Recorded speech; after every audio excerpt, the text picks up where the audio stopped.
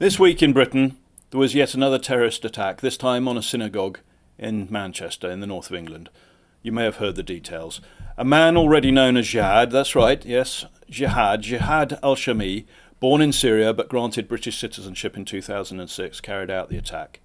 He did so on the Jewish holy day of Yom Kippur, the primary religious holiday of the Jewish people.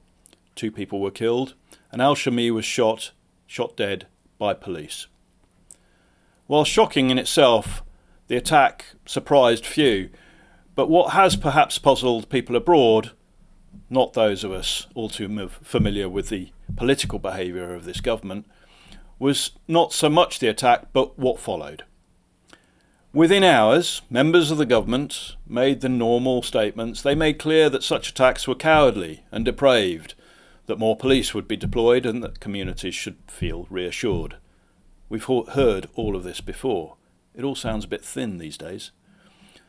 The police too went out of their way to try and reassure communities, but then they said that all voices must be heard. And instead of banning pro-Palestinian, anti-Israeli demonstrations planned for the next few days, permitted the events to go ahead in support of the so-called Palestinian cause.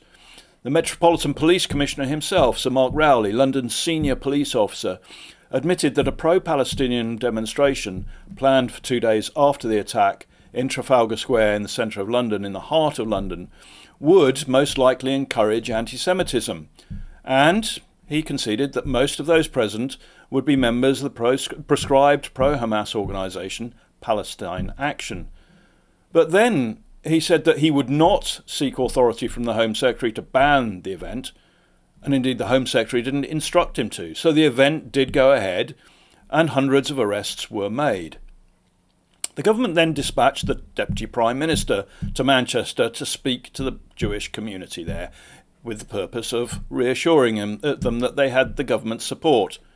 He told them not to allow the hatred to divide society, to which he was heckled. What we saw could understandably be interpreted by many as the appeasement of the Muslim community, and the requests to everyone else not to react seemed a little misguided, or at least misplaced. And so America, the same country that mourned a terror attack one day, was actually filled with the chance of anger which inspired it 2 days later, at an event given the green light by the police. Now, there was a time when perhaps it could be said that Britain knew what to do about such things. When faced with violence, we did not equivocate. We stood our ground and we confronted it. We faced down the IRA. We endured the Blitz. We stood, often alone, against tyranny. We were not paralysed by the fear of being called intolerant. But today our leaders seem more afraid of being accused of prejudice than of failing to defend the innocent people from harm. You would be right to wonder why. Well, I think part of the answer lies in politics. Small-minded, weak, and, it's fair to say, timid politics. The Labour government today includes within its ranks many members of Parliament and local councillors whose support comes from the sectarian or other activist blocs. Labour dares not offend those blocs, for they are their supporters. The Labour Party, it might be argued, has been captured by the Muslim and other sectarian votes. Another part of the answer is something that you may recognise in America, because it could be argued that it started in America, and then you, unfortunately, exported it to us. And here I'm talking about identity-based activism. Activism that puts sectarian or partisan interests of the minority above the interests of the majority or the values of society as a whole. Groups such as Black Lives Matter, which started in the United States, then found fertile ground here in the United Kingdom. And they set a pattern, a trend, a fashion, if you like, for such behaviour. As a result, we now divide ourselves into tribes of race, religion, gender, or grievance. Each tribe demands apology, protection and preference, and often those preferences, should they be applied, would be contradictory and not mutually compatible. None placing the interests of the broader community above themselves. They're not integrating, they are disassembling integration and unity.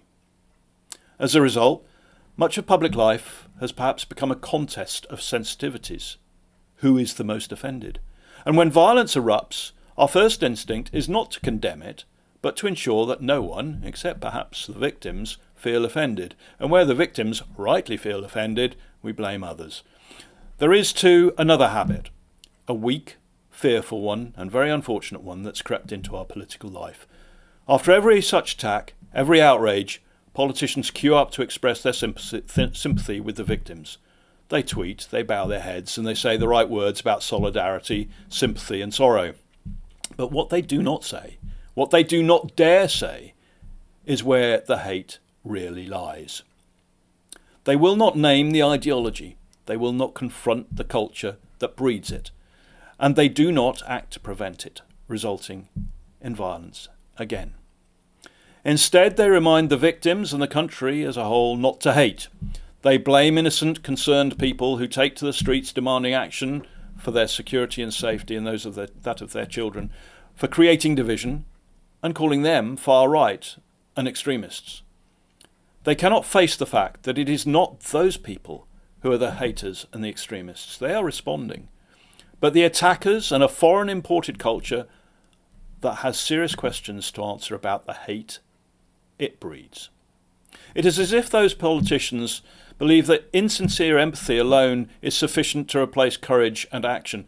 But I can assure you, America, that whilst our present government may feel that way, the British people as a whole do not. So you may well look on and you may wonder, rightly, how and why Britain, the nation that once exported moral resolve to the world, has come to this. How the country that invented modern policing has a police force that fears to enforce the law equitably. How the country that created modern democracy now has come to the situation where its politicians mistake sentiment for leadership. How a country that once led the world in the moral instinct to defend what is right is now dulled by fear of offending those responsible for doing what is wrong. So perhaps we could reflect that the greatest struggle facing the British people today is not against our enemies, but against the reluctance of our own leaders to acknowledge, name, and face them. Napoleon alluded to this when he talked about it 200 years ago. He referred to the British or the English as an army of lions led by sheep. And that probably is how the British people as a whole feel about their country today. You Americans still argue fiercely about many things, but you do so out of belief, and so you should. You believe in the idea of yourselves, your nation, in freedom, in justice, in the right to call something evil and to confront it. However, we in Britain, whilst we would like to think that perhaps we had something to do with imparting those beliefs and principles onto you, are losing them ourselves. And we're losing them perhaps because too many of our politicians and public servants are dependent upon the support of those who breed the hate and create the context in which people like Jihad Shami feel justified to do what they do. Our leaders, or at least far too many of them, express sympathy but not courage. And nations, rather like people, cannot survive very long without courage when faced with the hostility and desire of others to do them harm. So perhaps, in the end, this is what we have to learn again. That moral clarity is not cruelty, that compassion does not mean indulgence, and that to defend the good, one must be willing to name and confront the bad, no matter how uncomfortable that may be, or how great the cost to ourselves. Good night. That was Letter to America by Henry Bolton. For further episodes, please follow or subscribe. Thank you.